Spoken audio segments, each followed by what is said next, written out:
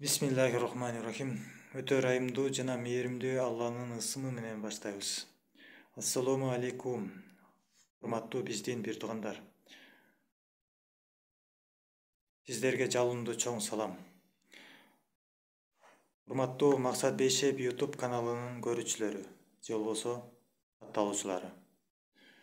Алланын баарыбызга тынчтыгы, саламы болсун. Эң куттуу хадистерден баштоону туура деп көрдүк. Пайгамбарыбыз саллаллаху алейхи вассаламдын ыйман боюнча, ыйбалуулук боюнча айтылган хадистери. Абу Хурайра разияллаху анху баяндайт, пайгамбарыбыз саллаллаху алейхи вассалам мындай деген: Ыйман 70 канча же 60 канча бутактан турат. Анын эң башкысы ла илаха иллаллах, Алладан башка Кудай жок деп айтуу. Эң төмөнкү даражасы жолдогу кедерги келтирген нерселерди алып салуу. Ыйбалуулукта ыймандын бир бутагы дейт. Кедерги келтире турган деген мындай адамга ыза берип кое турган, жолдогу бир таш же болбосо зым, тикенек, айтор, жыгач, ушул сыяктуу нерселерди жээге чыгарып коюш. Бул ыймандан экен да, ыймандын эң төмөнкү даражасы ошол болот экен, туугандар. Эгерде бизде ошондой астыбыздан ошондой нерселер чыгып атса деле, ошондо аттап өтүп аткан болсок, анда Алла Таала сактасын да, андачы. Анда ыйманыбыз өтө төмөн экенибизден кабар берет да. Ошону жээке бут менен болобу, кол менен болобу, акырын жээке алып коюш керек. Кол менен алып коюш, жээке чыгарып коюш адеп болот. Ошол садага болот да, туугандар. Сиз менен бизге келаткан баланы Аллах Таала ошол нерселерди алып коюу менен керек болсо иншалла токтотуп коет экен. Эң төмөнкү даражасы дейт да, карачы. Мындан да төмөнү болбойт экен да. Ла илаха иллаллахту айтуу дейт. Жөн эле тилдин учу менен айтып коюудан башталат да.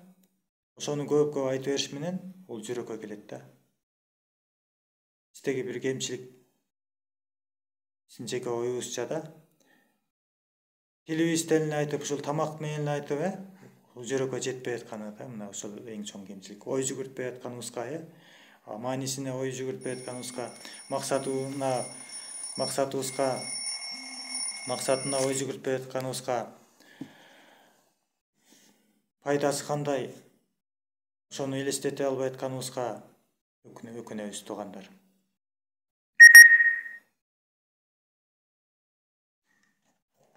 Ла илаха иллаллах менен жашаш керек экен. Ла илаха иллаллахты айтыш керек экен чын жүрөктөн. Бул шириктен сактайт сиз менен биздичи. Чоң күнөөдөн сактайт. Ширикти Алла Таала кечирбейт. Ошо кечирилбеген күнөөгө барыштан сактайт. Арбакка сыйынып кетиштен сактайт.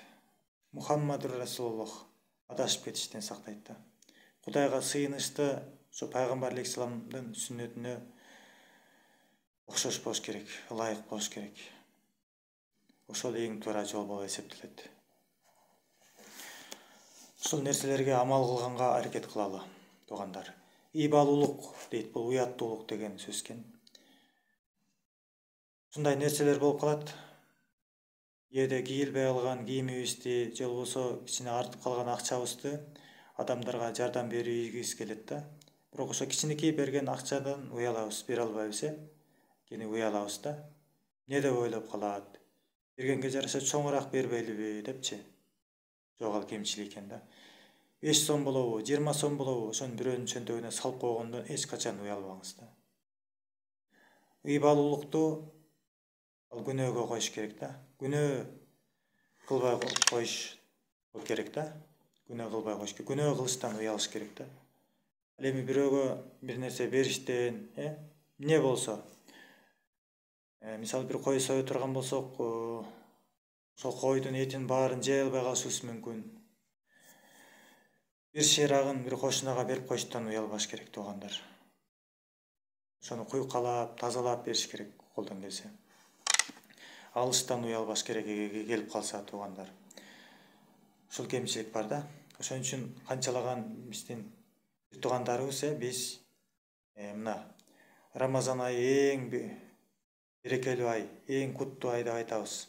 Пайгамбарыбыз саллаллаху алейхи вассалам мындай жөнөкөй айларда эле берешен болгон.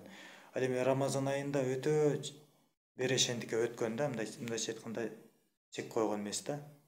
Эмне болсо берген. Биз бере албай атабыз да. Бир уртам сууну бирөөгө берип коюштан уялабыз да. Туугандар. Уялбаш керек. Бир уртам эмес 1 литр суу алып бергенге 30 сом болот экен, кемелдеген суу. Ошону берип койгону уялат экенбиз да. Жок, ошону берип жеңилден баштайлы да. Кичинекей нерсени бере албай аткандан кийин чоң нерсеге жете албайбыз. Машыгуу керек биринчи, кичикейден башташ керек да. Анан ошону уютуп, өнүктүрүп өстүрүш керек туугандар. Хадистерде келет. Силер ооз ачырга, ар бириңер ооз ачырып койгонго, сооп тапканга маанисинде келет да. Ушундай мүмкүнчүлүгүңөр бар дейт сахабаларгачы, Алланын элчиси саллаллаху алейхи вассалам. Ошондо жакыр адамдар Алланын элчисинен сурашат. Биз ар бирибиз кантип ооз ачырабыз дейт да. Ошондо пайгамбарыбыз саллаллаху алейхи вассалам айтат, ооз ачырууда дейт, курсак тойгузуш дейт адамды дейт, ал шарт эмес дейт да. Бир уртам суу менен болсо да, ачырып болсо да дейт да, силер сооп ала аласыңар дейт. Карачы, туугандар. Бир курма берип болсо дагы садака кыла алат экенбиз да, карачы. Кечинде ооз ачып алыңыз деп барып туруп, азыр эле эртең менен эле баштап сиз берип койсоңуз болот. Таанып алсаңыз деле ассалому алейкум, орозосузбу берип коюш керек. Ошондой берешендик менен да дават кыла алабыз да адамдаргачы. Сөз менен эле эмес да. Дене даваты деген бар, адеп даваты деген бар. Ошолорду биз жасабай атабыз туугандар. Бул айтып аткан сөзүбүздүн баары өзүбүз үчүн да. Ушул нерселерди айтыш менен өзүбүз кылып кетели биргеликте деген жакшы ниеттер бар. Көңүл бурганыңыздар үчүн чоң рахмат. Эми орозо боюнча дагы сөздөр болуп атат. 29 күн болобу депчи, 29 эле күн болот быйыл иншалла. Муфтияттын фатва чечими чыкты. Номер 07. 2023 жылдын 17 апрелинде чыгарган номер 07 фатвасы муфтияттын. Ошого баш ийишибиз керек да. 3 күн, 4 күн эрте айтып атпайбы? Дагы кеч эмес да, туугандар. 29 күн болот экен. Ислам шариятында Рамазан айынын башталуусу жана аяктоосу жаны чыккан айдын көрүнүүсүнө карап аныкталат. Пайгамбарыбыз саллаллаху алейхи вассалам өз сөзүндө айды көрүп орозо кармагыла жана айды көрүп оозуңарды чапкыла. Эгер күн бүркөө болуп силерге ай көрүнбөй калган болсо, анда 30га толтургула дейт да. 30 күнгө толтуруп койгула дейт. Эгерде ай көрүнбөй калса дейт да, күн бүркөк болупчу. Башында ошондой болгон турбайбы? Болжолдуу түрдө 30 күн деп турган экен. Муфтият жанын тактаана билгенден кийин Казакстан, Өзбекстан болуп мындай бир чечимге келишкенден кийин анан ушундай фатва чыгып атат да. 2023 жылдын 21 апрель жума күнү орозо айт күнү болуп бекитилсин дейт да. Тактап айтканда бүгүн 18 апрель. Бүгүндөн башка дагы 2 күн кармайсыз да. 19 апрель кармайсыз, 20 апрель кармайсыз, 21 апрель байрамдайсыз, орозо айт. Намазга барасыз, таңкы саат 7-дейби дагы айтышат да, аны муфтият телевизорлордон. Анан витер садака боюнча дагы өзүбүз уккан маалыматыбызды дагы айта кетели. Бул маалымат баягы чет элек адамдарга да туугандар эскертип коюу. Эскертүү албетте момундарга пайда берет деп келет Куранда. Биле электер деле барбыз да дагы эле. Ар кандай дүйнө иш менен жүрөбүз бошобой. Телевизорду караганга убактыбыз жок. Көбүнчөбүздө телефон убагында тартпай калат, ар кандай болот. Витердин өлчөмү бул 2023 жылы алымдардын чыгарган фатвасы боюнча 5 түрлүү нерсенин баасы менен берсек болот экен да. Буудай, мейиз, ун, арпа жана курмадан. Ушунун эң жогорку кымбаты курмадан берсеңиз болот экен 986 сом мененчи. Туугандар, эгерде бай болсоңуз, жакшы болсо, мүмкүнчүлүгүңүз болсо, анда 86 сомду Алла үчүн деп чыгарып бериш керек да. Бирок Алланын ыраазылыгы үчүн чыгарып бериш керек. Адамдарга көрүнүш үчүн эмес, анда сооп болбой калышы мүмкүн да. Жашырып бериш керек. Садаганын эң жакшысы жашыруун берилген садага. Оң колго берилген садаганы сол кол билбей калган садага болот. Аллах Таала Куранда айтып атпайбы? Алла Тааланын үчүн дейт да, эң жакшы нерсеңерди дейт да, көргөн нерсеңерди бермейинче Аллах Тааладан дейт да, жакшылыкка жетпейсиңер, ийгиликке жетпейсиңер дейт да.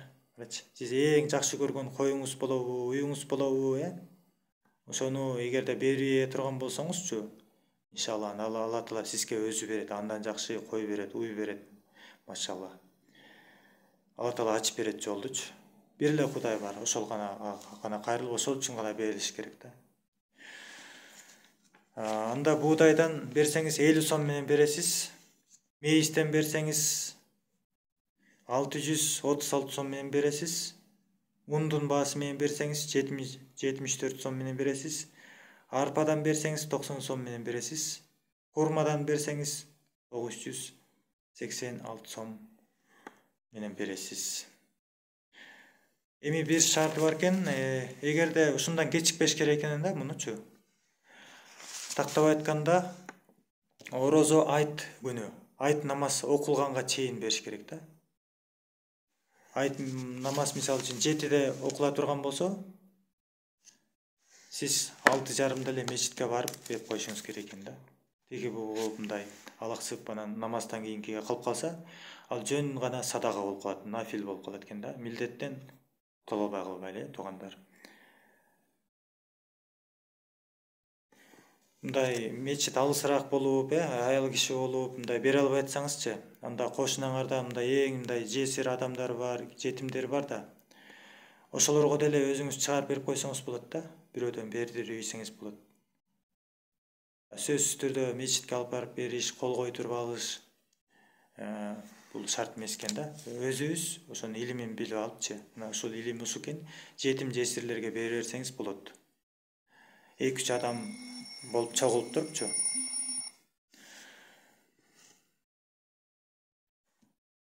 Адам болуп чогулганы деген эми сиз 50 сом, эгер жалгыз 3 адам болсоңуз, 4 адам болсоңуз, 200 сомду берсеңиз, эми ага деле нааразы болуп калышы мүмкүн. Биз көп алышты каалайбыз, жакшы көрөт экенбиз да. 2-3 кошуна болуп берсеңиз, кичине көбүрөөк акча болуп, кичине жакшы болот деген ойда. Эң негизгиси бериңиз, туугандар. Бериңиз, 50 сомду аябай бериңиз да. 3 киши болсоңуз 150 сом бересиз. Ар бир адам намаз окуйбу, окубайбы үйдөн, кичинекей балабы, чоң кишиби, буудайдын баасы менен болсо дагы бул мойнубузда милдеттен кутулалы, туугандар.